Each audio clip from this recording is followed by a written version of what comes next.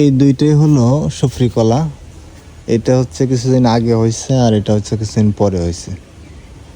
দুইটাই দেখে সরি অনেক সুন্দর এবং বড় হয়েছে। আবার নিচে কয়েকটা আছে, এগুলা তো হবে। এইটা একটু ইয়ে হয়েছে, তবে মনে হয় যে যেহেতু রোদের আলো আছে এটাও ভালোই হবে। সরষে কলার দাম তো অনেক বেশি, অনেক বেশি। এটা ধরেন ১,৫০০ টাকার মতো বিক্রি হবে। এটা এরকমই ১,৫০০ টাকা বিক্রি হবে। তো এগুলো তো বিক্রির জন্য না, খাওয়ার জন্য আর কি, পাওয়া যায় না ভালো। আর হ্যাঁ জালি যাচ্ছে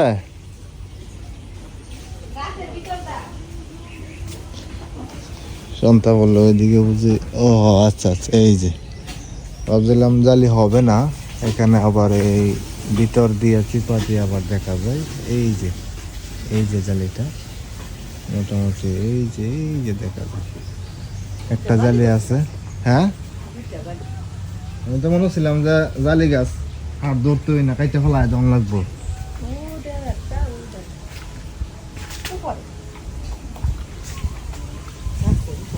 ওই দেখছো,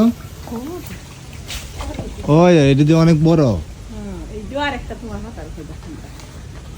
ওই যে একটা আরেকটা এন আছে তো, ওই যায় না আরেকটা, ওই যায় না।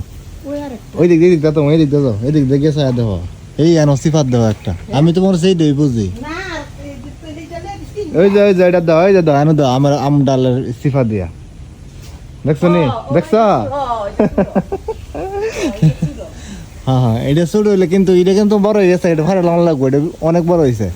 এটাও খাওয়ার উপযুক্ত হয়েছে। তো শেষ শেষে কেটে জানা জালি হইব জানতা 2টা না 3 দিয়া। হ্যাঁ ভাবছিলাম হচ্ছে জালি গাছটা কাইটা ফেলা দেওয়া লাগবে। হ্যাঁ আমি এখানে আইসা দিয়ে একটা আছে।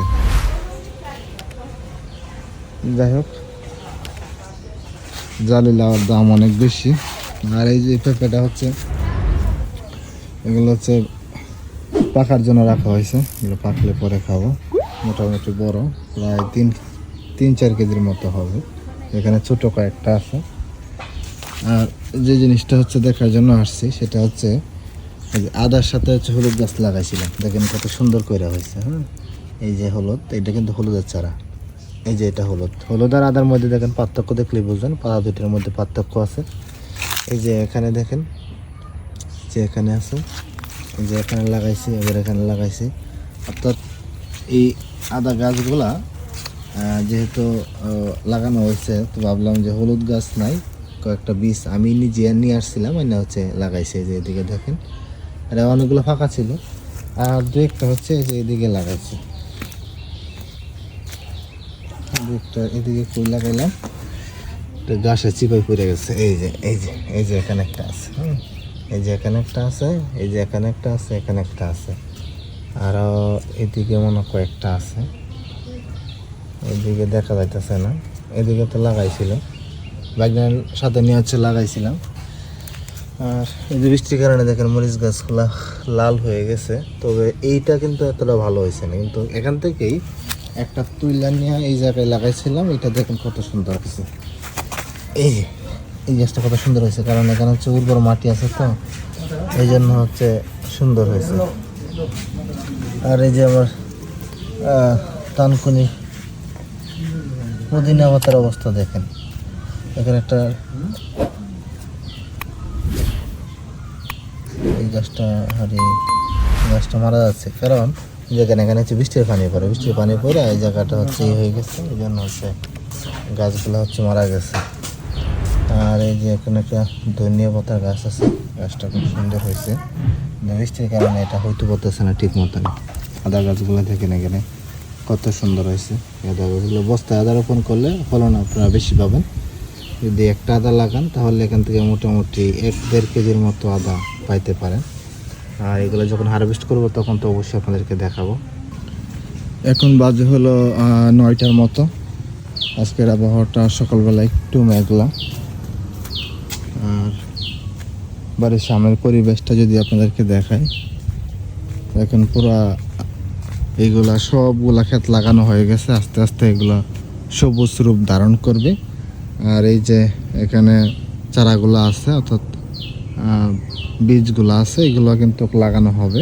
1 সপ্তাহের ভিতরে এগুলো খালি হয়ে যাবে। পরে এগুলা যখন বৃষ্টিটা একটু কমবে তখন সবজি লাগানোর চেষ্টা করব। শীতকালীন যে সবজিগুলো আসে যেন কিছু আগে লাগানো যায়। আর এগুলো হচ্ছে 22 ধান। এগুলো মূলত হচ্ছে যারা এই যে নিচু জমিতে চাষ করবে, নিচু রেডি করবে, তাদের জন্য।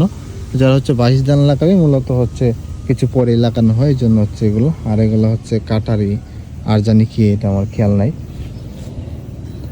আর এই পাশের নারিকেলটা দেখেন রাস্তার পাশে 3-4টা বাদ আছে। এখানে নারিকেলগুলা সুন্দর হবে, কিন্তু রাস্তার পাশে তো নারিকেল রাস্তার পাশে এভাবে রাখা যায় না।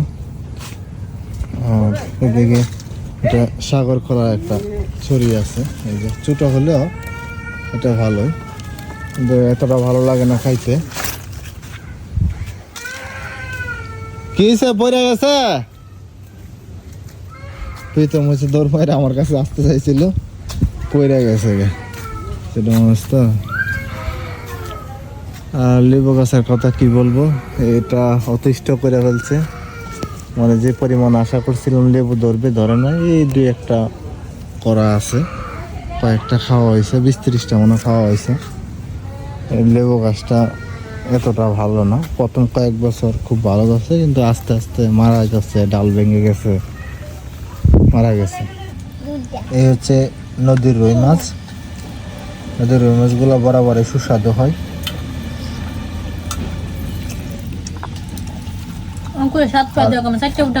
হ্যাঁ, আই সভ্য না জ্বরের মধ্যে সাত লাগা রুচি আয় বসছে আবার রুচি আয়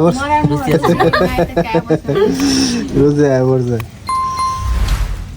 আর এগুলো হচ্ছে পেঁপে দিচ্ছে। পেঁপেগুলো দেখেন কত সুন্দর সিদ্ধ হয়েছে। এগুলো হচ্ছে গাছের পেঁপে। আর মাছটাও খুবই চমৎকার। দেখেন মাছগুলো, আঁশগুলো কত সুন্দর। নদীর মাছ খাওয়ার টেস্টই আলাদা।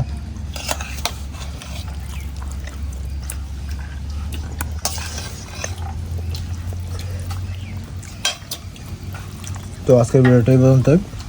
সবাই ভালো থাকবেন।